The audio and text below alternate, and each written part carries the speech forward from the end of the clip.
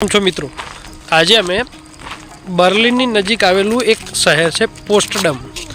એ પોસ્ટડમમાં સેન્સોઈ park જે ખૂબ જ અદ્ભુત છે અને એ પાર્કમાં પહેલાંના જમાનાની જે જાજરમાન બિલ્ડિંગો છે એની બનાવટ, એનું સ્થાપત્ય એ ખૂબ જોવા જેવું છે.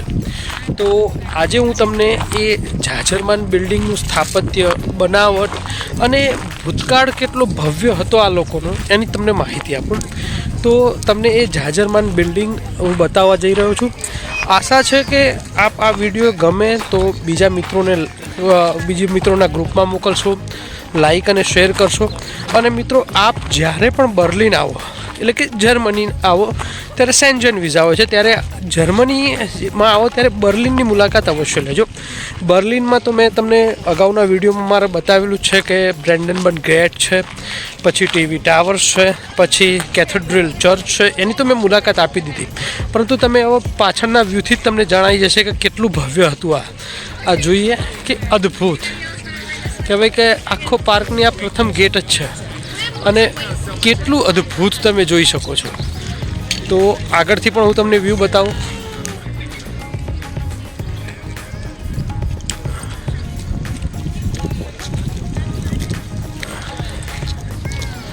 મિત્રો, આ જે ઉપર શિખરનો જે લીલો કલર થઈ જાય છે એ જે તે સમય તાંબુ અને ગ્રેનાઇટથી જે આ બનાવવામાં આવે છે એના કારણે આખા એને સમય જતાં એના કલરમાં ચેન્જ થઈ જાય છે અને એ લીલો કલર થઈ જાય છે.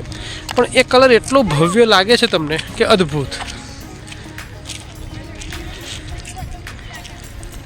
હજી તો ઘણા બધા સ્થાપત્યો છે, પરંતુ આ ગેટ સીધો સેન્સોઈ પાર્ક તમે આવો અને તરત ગેટની શરૂઆતમાં તમને આ સ્થાપત્ય જોવા મળે છે. તો જેમ જેમ આગળ જાઉં છું, જે એટ્રેક્શન સ્થળો આવતા જશે જે પાર્કમાં, એ હું તમને બતાવતો જઈશ. મિત્રો, આ સેન્સોઈ પાર્કનું મેન એટ્રેક્શન છે. જોજો તમે. અને એમને એટલું ગજબનું બનાવ્યું છે કે માન્યામાં ના આવે. અને એટલો મોટો ગાર્ડન છે કે તમે 4 કલાક સતત ચાલો ને, કન્ટિન્યુ તમે ચાલો ને તો એ પૂરો ના થાય. એક દિવસમાં ચાલીને આખો ગાર્ડન પૂરો કરી શકાય એવી કોઈ પરિસ્થિતિ જ નથી. અંદર આખી યુનિવર્સિટી આવેલી છે. વિચાર કરો, ગાર્ડનની અંદર યુનિવર્સિટી. આ લોકોનો ફંડા જે છે કે જ્યાં જ્યાં સ્કૂલ હોય ત્યાં પ્રકૃતિ, નેચર જોડે એ સ્કૂલ ત્યારે જ બનાવે છે. હવે જોઈએ વન બાય વન કે ભાઈ આ ગાર્ડનનું મેઇન એટ્રેક્શન કઈ રીતના છે. આમ તો મિત્રો, આવા ગાર્ડન ભારતમાં પણ છે એવું નથી, પરંતુ ભારતમાં સિસ્ટમેટિકલી નથી ગાર્ડન. આ જોઈએ, તમને ગમે એટલું ફરો, ગમે એટલું ચાલો, થાક જરાય ન લાગે. જો વન બાય વન સિસ્ટમમાં છે.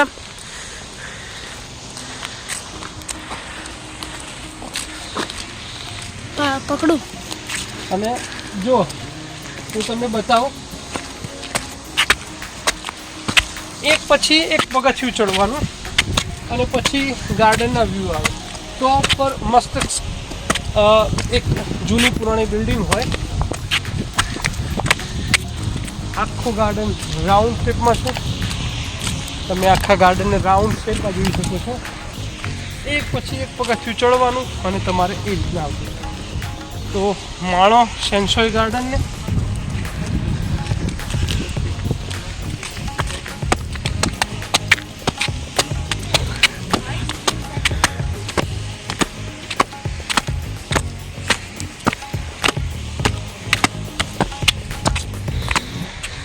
ઉપરનું એટ્રેક્શન મિત્રો જુઓ, ગજબનું.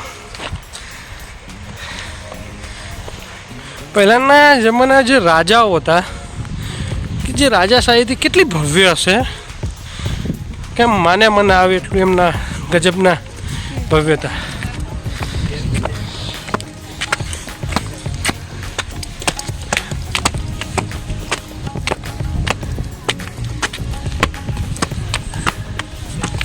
બીજું કે મિત્રો, આમને કોઈ નાના બાળકને ચડાવવું હોય કાર્ટમાં લઈ જઈને તો પણ એમને વ્યવસ્થા કરેલી છે.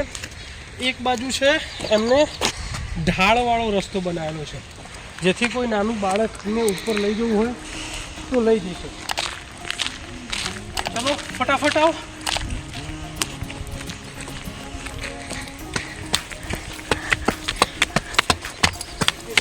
ભાઈ જલ્દી કરો, હજી ઘણું બધું જોવાનું બાકી.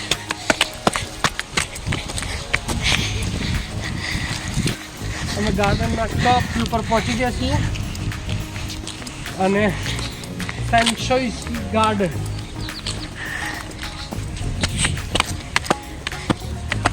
આગળ જઈને મારો વિડીયો લઈ લે.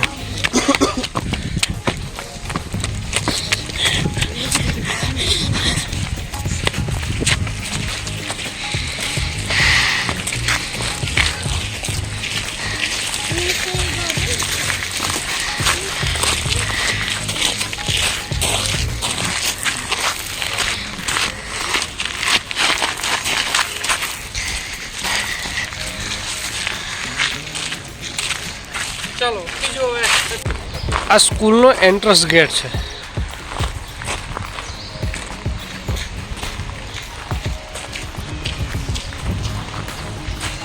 આ એન્ટ્રન્સ છે મિત્રો, ગજબ.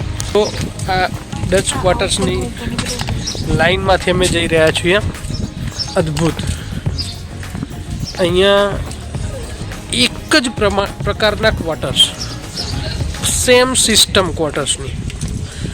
જે તે સમયે ડચ લોકો અહીંયા એમની કોલોની બનાવી હતી, અહીંયા રહેતા હતા.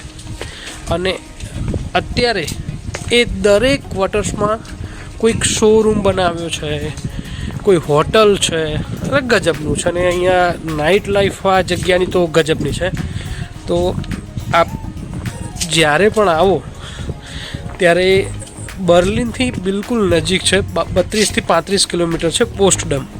પોસ્ટડમમાં સેન્સોઈ ગાર્ડન છે, એની અંદર યુનિવર્સિટી આવેલી છે અને ભવ્ય યુનિવર્સિટી બિલ્ડિંગ, તો એ પણ જોજો.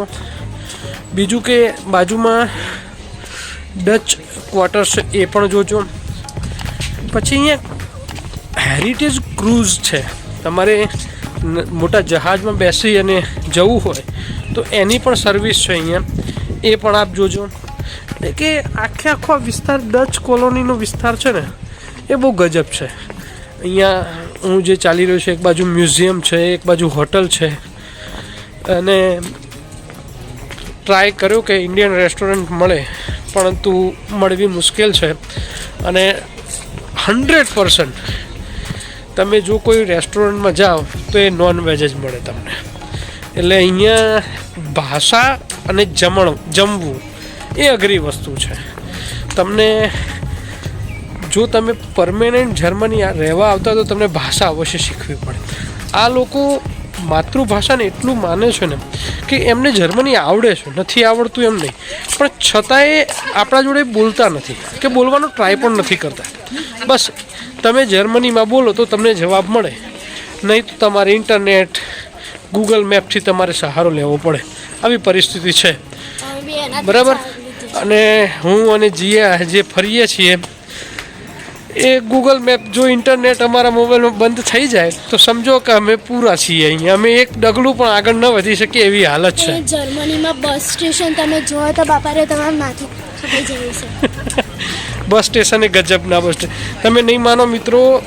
જ્યાં એરપોર્ટ છે એ એરપોર્ટથી અમે જ્યારે ઉતર્યા, એટલે કે પ્લેન પૂરું થયું પછી બિલકુલ નીચે ટ્રેન, અને જો તમારે ટ્રેનમાં ના જવું તો બિલકુલ નીચે બસ સ્ટેશન, બધું જ ત્યાં. અને 5-6 માળના તમે બનાવી દીધેલા હોય છે, ગજબના. તો મળીએ છીએ ડચ ક્વાર્ટર્સ છે, તમને ડચ ક્વાર્ટર્સનો બહારનો વ્યૂ પણ બતાવવાનો પ્રયત્ન કરું. અહીંયા એક ટ્રામ ચાલે છે. દુઃખની વાત એ છે કે આપણા દેશમાં બસ સિસ્ટમ બરાબર નથી, અહીંયા ટ્રામ સિસ્ટમ ચાલે છે. રોડની વચ્ચે બિલકુલ પાટા હોય અને ત્યાં ટ્રામ ચાલે. અને અદ્ભુત ટ્રાન્સપોર્ટેશન સિસ્ટમ છે ને એ અહીં અદ્ભુત. એક પણ એવું બસ સ્ટેન્ડ નહીં હોય ત્યાં 10 મિનિટથી વધારે તમારે ઊભું રહેવું પડે. 10 મિનિટ એટલે વધુમાં વધુ થઈ ગયું મિત્રો, વધુમાં વધુ. હું ક્યાંય અત્યાર સુધી ક્યાંય પણ 10 મિનિટથી વધુ કોઈ પણ બસ સ્ટેશને ઊભો નથી રહ્યો. એટલે અહીંયા ટ્રામ સિસ્ટમ ગજબની છે. બીજું કે અહીંયા તમે એક ટિકિટ આવે છે 49 યુરોની, એ 1 તારીખથી લઈ ચાલુ થાય અને 29 તારીખે પૂરી થાય. તમે 10 તારીખે ટિકિટ લો તો પણ 30 તારીખે પૂરી થઈ જાય. એટલે ટૂંકમાં 1 to 30ની એક ટિકિટ આવે છે 49 યુરોની. આખા જર્મનીમાં તમે બસમાં બેસો, ટ્રામમાં બેસો, રેલવેમાં બેસો, totally free, unlimited time, 49 euro. તો અમે ત્રણેય એ આખા સહપરિવારે એ ટિકિટ કઢાવી દીધી છે. અને આ ટિકિટની મજા તો હજી આખા મહિના માટે લેવાની છે, બરાબર. એટલે આખા મહિના માટે આખું બર્લિનની આજુબાજુની એક પણ સારી જગ્યા અમે મૂકવાના નથી અને એ જગ્યા અમે જોઈ લેવાના છીએ. કારણ કે મિત્રો આવ્યા છો તો પછી લાભ લઈ જ લઈએ ને.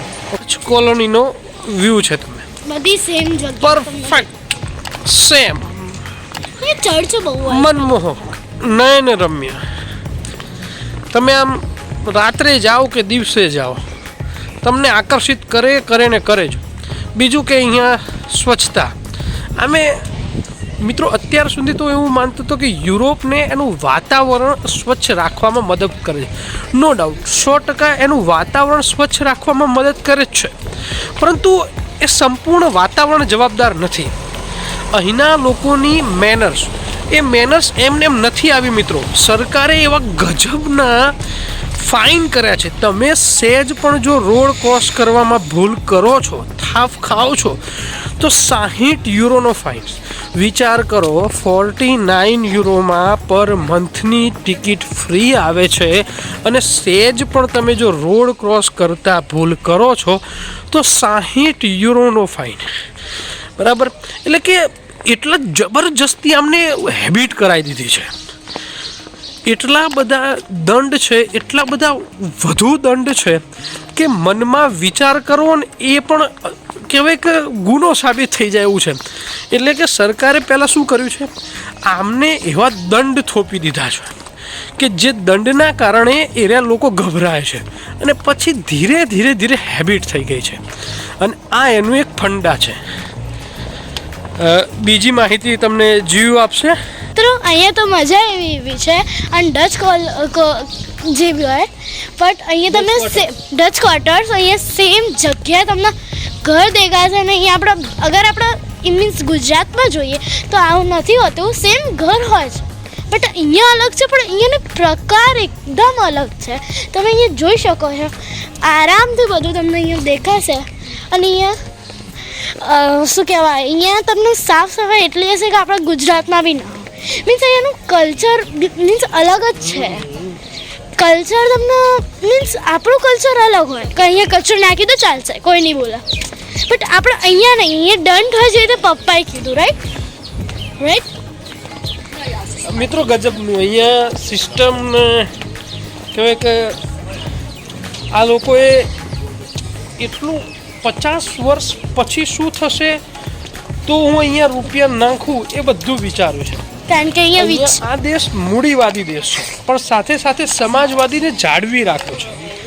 કોઈ પણ ધંધો આપ્યો છે બધો પ્રાઇવેટ છે. એ ચાહે વીજળી હોય કે પાણી હોય, ગટર લાઈન હોય, બધું જ પ્રાઇવેટ. પરંતુ એ પ્રાઇવેટીકરણ ઉપર આમને ગજબનો અંકુશ રાખી દીધો છે અને જેના કારણે કોઈ ફલ્યા ફૂલ્યા નથી.